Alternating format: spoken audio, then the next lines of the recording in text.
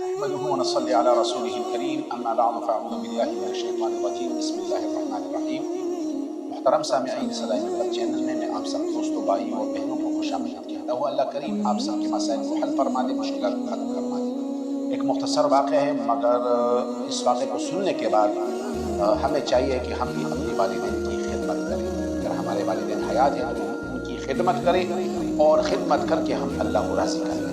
نبی کریم صلی اللہ علیہ وسلم نے ایک جگہ پر آمین کہا تھا، تو آمین کس وجہ سے کہا تھا کہ جبریل علیہ السلام تشریف لے کر آ گئے اور فرمایا اور بد دعا کی کہ ہلاک ہو وہ شخص جس کو والدین میں سے ایک میرا یا دونوں میرے بڑھاپے کی حالت میں اور وہ ان کی خدمت نہ کر سکا اور اللہ کو راضی نہ کر سکا تو یہ بندہ ہلاک ہو جائے۔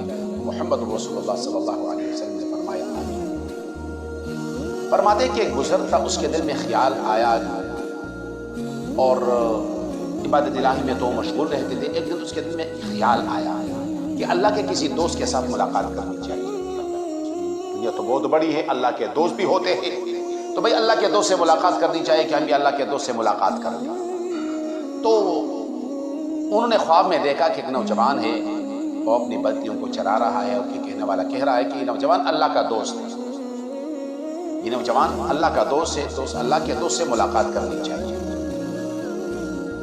تم اس سے ملاقات کر لو۔ تو بزرگ تو بیدار ہو گئے، تو خواب تھا، تو اس کو جستجو پیدا ہو گئی کہ میں بھی اللہ کے اس دوست سے ملاقات کر لوں۔ تو اللہ کا دوست، تو ایک دن انہوں نے دیکھا کہ وہ نوجوان اپنی بکریوں کا جو ریوڑ تھا لے کر راستہ سے گزر رہا تھا، تو بزرگ اس نوجوان سے مل کر بہت خوش ہو گئے۔ فرمانے کہ میں چند دن آپ کا مہمان بن کر رہنا چاہتا ہوں، میں آپ کی صحبت میں رہنا چاہتا ہوں، آپ کا مہمان بن کر رہنا چاہتا ہوں، اگر آپ کی اجازت ہو۔ تو نوجوان نے بھی خوشی کا اظہار کیا اور اس بزرگ کو اپنے گھر لے آیا۔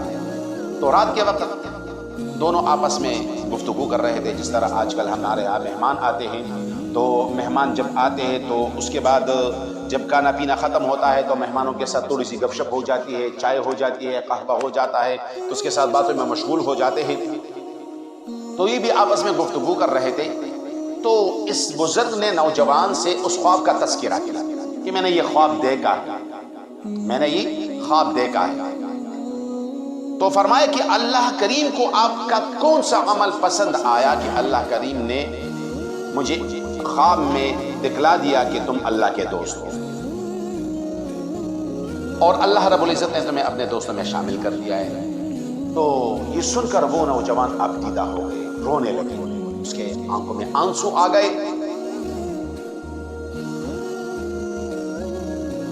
تو پھر اس نے یہ بات ذرا سمجھنے کی ہے، ذرا دل سے سننا اس کو۔ اس نوجوان نے ایک کمرے کا دروازہ کھول دیا، جو قریب تھا دروازہ کھول دیا۔ تو جیسے ہی دروازہ کھولا تو وہاں پر دو بندے تھے، دو مسخ شدہ انسان تھے جن کے چہرے مسخ ہو گئے تھے اور بندھے ہوئے تھے۔ تو بزرگ حیرت زدہ رہ گئے کہ بھئی یہ کیا مسئلہ ہے، یہ کون ہے اور کیا ماجرا اس کا۔ تو انہوں نے کہا کہ یہ میرے والدین ہیں، میرے ماں باپ ہیں، اور ایک دن انہوں نے اللہ کی شان میں گستاخی کی، اللہ کی شان میں گستاخی کی، تو اللہ کریم نے ان کے چہروں کو مسخ کر دیا، اللہ کریم نے ان کے چہروں کو مسخ کر دیا۔ تو جب میں سارا دن محنت کرتا ہوں، مشقت اٹھاتا ہوں، بکریوں کو لے کر جاتا ہوں، اپنے ریوڑ کو جب میں واپس لے کر آتا ہوں تو سب سے پہلے میں اپنے ان والدین کو کھانا کھلاتا ہوں، اپنے والدین کو کھانا کھلاتا ہوں، پھر بعد میں خود کھاتا ہوں۔ گو انہوں نے تو اپنے جرم کی سزا دنیا میں پا لی، ان کو تو ان کے جرموں کی سزا مل گئی، ان کے جرموں کی سزا ان کو مل گئی، مگر میرا بھی فرض بنتا ہے کہ میں اپنے والدین کی خدمت کروں، یہ تو میرا فرض ہے۔ اللہ کریم نے کیا فرمایا، فلا تقل لهما اف، تو اپنے والدین کو اف بھی نہیں کرنی، ان کی خدمت کرنی ہے، اللہ کو راضی کرنا ہے۔